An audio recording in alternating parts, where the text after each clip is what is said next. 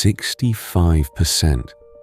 That's how many ordinary people flipped a switch they believed delivered a lethal shock to a screaming stranger because a man in a grey coat told them to continue.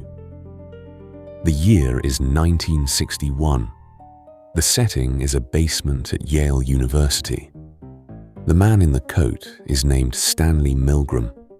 He is 28 years old. He has built a machine with 30 switches, and he wants to know one thing. How far will a normal person go when an authority simply says, "Continue"? The volunteers think they're participating in a study on memory. They are the teachers. The learner, sitting in another room, is strapped to a chair. Every wrong answer means a higher shock. The screams are pre-recorded. The learner is an actor. There is no real electricity. But the teacher does not know that. And here's an often missed detail. These were not monsters. They were teachers, salespeople, engineers. They sweated. They begged to stop. Some laughed in sheer anxiety. And then, they reached for the next switch anyway. Milgram thought a handful of cruel people existed in every crowd. What he found was far more disturbing. The cruelty was not within the people. It was in the situation. And you carry the same wiring he tested. Milgram had a profound question behind the machine, and it strayed far from memory studies. Months earlier, Adolf Eichmann sat on trial in Jerusalem. He had orchestrated the transport of millions to their deaths. His defense was chillingly simple. He was only following orders.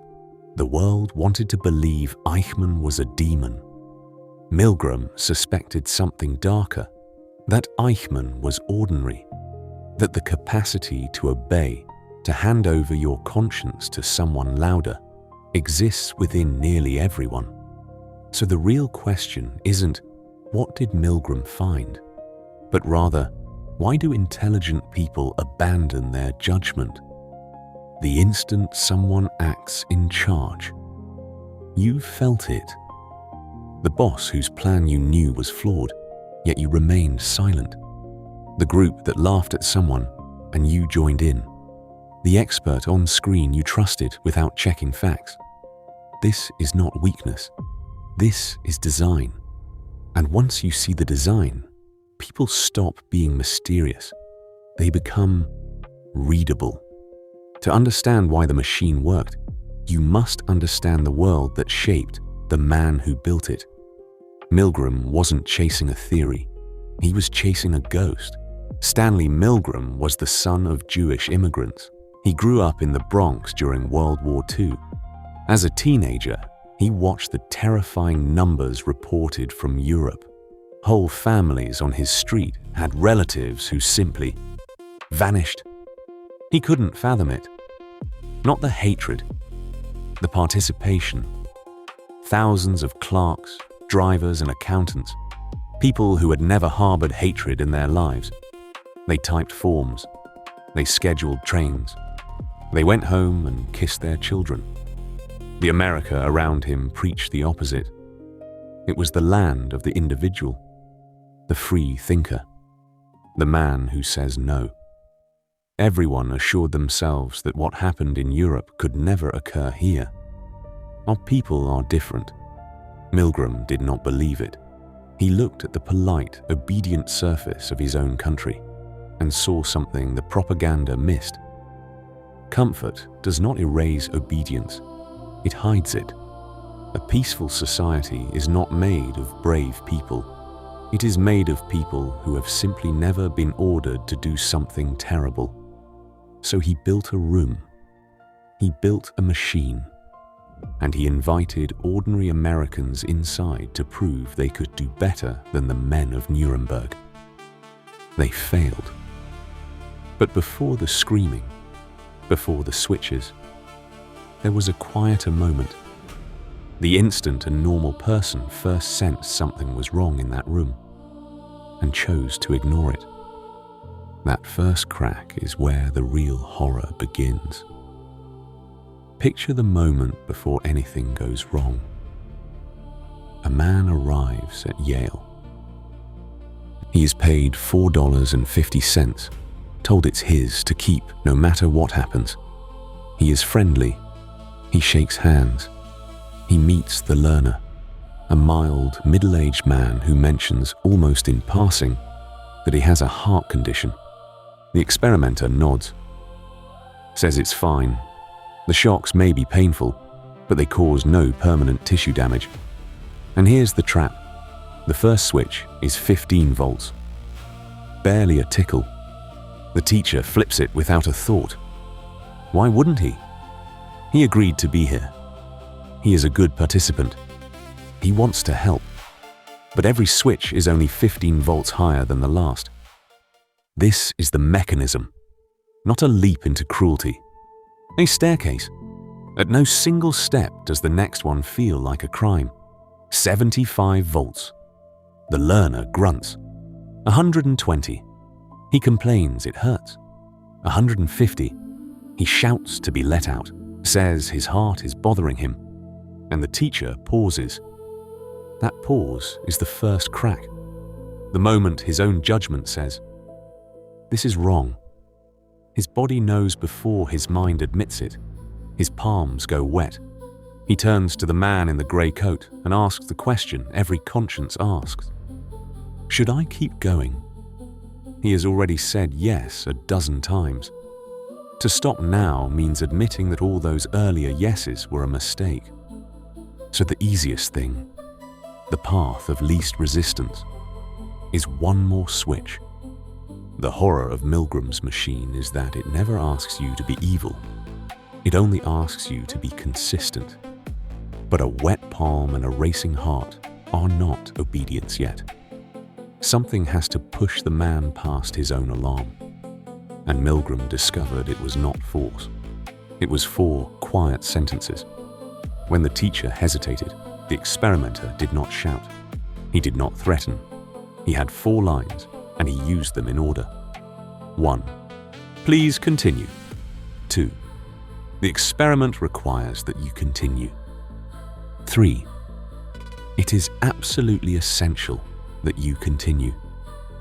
4. You have no other choice. You must go on. That was it. No gun. No punishment. The teacher was free to stand and walk out at any second, and the experimenter would not have stopped him. But almost none of them walked. Listen to what those sentences actually do. The first is polite. The second hides behind the word "the experiment," as if the procedure itself, not a person, is demanding. It. The third raises the stakes without raising the volume. And the fourth tells a lie. You have no other choice. That the teacher accepts because he wants it to be true. He is desperate for someone to take the decision away from him. That is the secret Milgram uncovered. Obedience is not something done to us. It is something we reach for. When responsibility becomes unbearable, we hand it up the chain. To the boss, the expert, the man in the coat, and feel relief as we do it. The participants kept asking one revealing question. Not, "Is this right?" They asked, "Who is responsible if something happens to him?" The moment the experimenter said, "I am responsible," their hands steadied.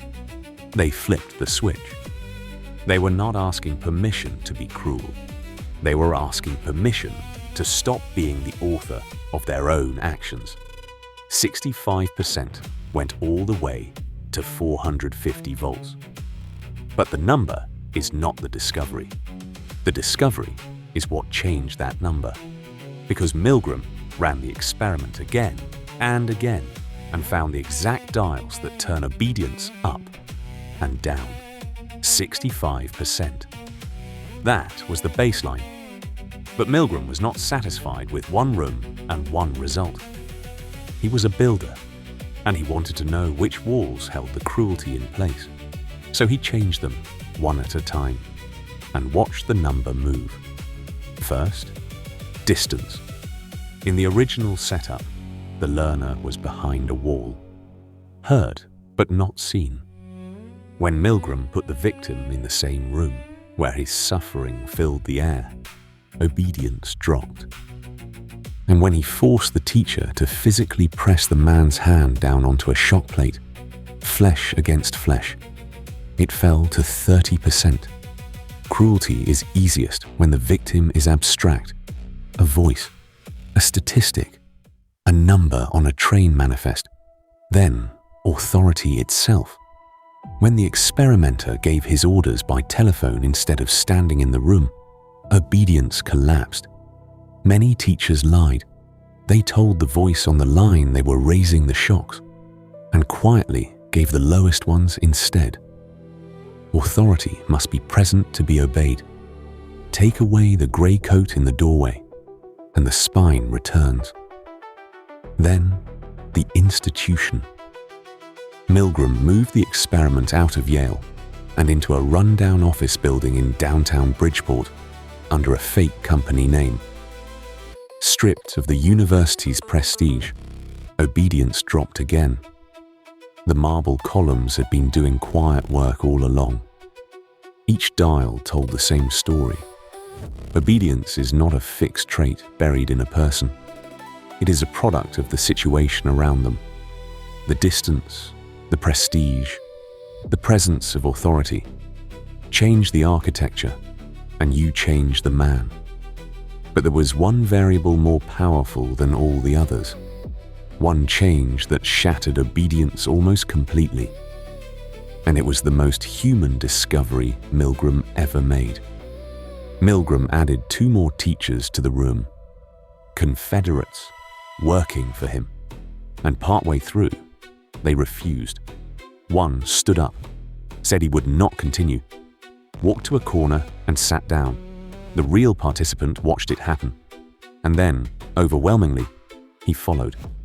Obedience collapsed to 10%. This is the discovery that matters most. The same force that traps us can free us. Just as we look up the chain for permission to obey, we look sideways for permission to resist. We are watching each other constantly, asking a silent question. Is it allowed to say no? One person standing answers it. One refusal in the room gives everyone else the courage they were waiting for. The first man to stand is not braver than the others. He simply moves first. And in moving, he rewrites what is possible for everyone watching. That is why tyranny fears the single dissenter far more than the angry crowd. The crowd can be managed. The lone man who pushes back his chair cannot, because his courage is contagious. But Milgram's machine had a final twist, one that haunted him for the rest of his life. Because the people who obeyed were not monsters. And what happened to them after they left that room reveals something even darker about all of us. Here is what people get wrong. The men who went to 450 volts were not cold. They were not cruel. They sweated. They trembled.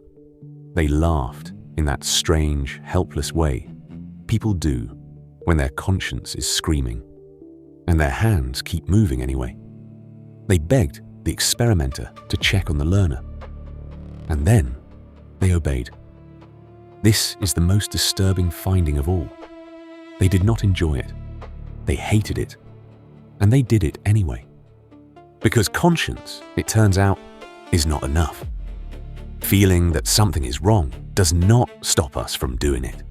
What stops us is action. Standing, refusing, walking out. And the gap between knowing and acting is where every atrocity in human history has lived. When it was over, Milgram told them the truth. No one had been shocked. The learner was an actor, and you could watch the relief break across their faces like a wave. Relief not that the man was unharmed, but that they had not become what they feared. They went home, They kissed their children. They were, by every measure, good people. And that was Milgram's verdict on the human race. It is not the monsters we should fear. It is the good people in the wrong room, following a calm voice that tells them they have no other choice. The question Milgram leaves us with is not, how could they? It is sharper, and it points inward. If you had sat in that chair, paid your $4, shaken those hands, heard those 4 quiet sentences, would you have been the one who stood, or the one who reached for the next switch? Milgram thought he was studying the Holocaust. What he found was a blueprint that fits almost everything. The clerk who signs the order he disagrees with. The employee who follows a policy he knows is cruel. The soldier who fires because someone above him said to. The same architecture, rebuilt again and again, across every century. We tell ourselves these are extraordinary events, committed by extraordinary villains. But Milgram's data says otherwise. The machinery of harm runs on ordinary people doing their jobs, deferring upward, assuming someone else holds the responsibility. Each link in the chain feels small. Each person is only following procedure, and the procedure, in the end, kills. He gave it a name, the agentic state, the moment a person stops seeing themselves as the author of their actions and becomes merely an instrument of another's will. In that state, conscience does not vanish. It simply changes address. The voice inside stops asking, "Is this right?" and starts asking, "Am I doing this correctly?" That shift is silent. It is invisible, and it can happen to anyone, including the person watching this right now.